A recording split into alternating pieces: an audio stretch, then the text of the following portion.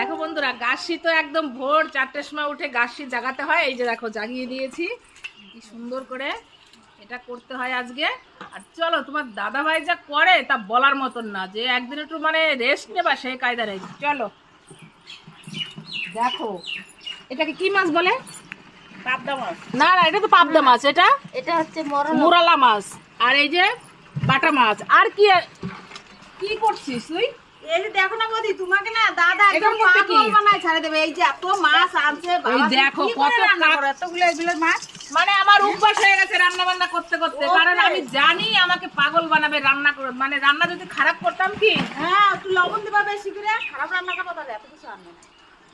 তাহলে আমি খাবো না, আমার ছেলে মেয়ে খাবে না? আবার দেখো প্রতিদিন কি করবো নাকি, একদিন মাঝে মাঝে দেখেছো করতে বন্ধুরা কি বলছে আমার ননদ, আমাকে কি বুদ্ধি শিখাচ্ছে। ওর দাদাকে নাকি লবণ দিয়ে বেশি করে ঝোল দিয়ে খাওয়াতে বলছে, তাহলে আমাকে রান্না করতে বলবে না। ওর দাদা কিন্তু ও এই কথা এই বলছে। যে এই মাছগুলো দিয়ে দাও। চলো এই দেখো কি সুন্দর মাছ, এই বাটা মাছ দিয়ে সব দিয়ে এখন কি রান্না করব একটু দেখি বন্ধুরা। লাঞ্চের জন্য বেলা তো হয়েই গেছে।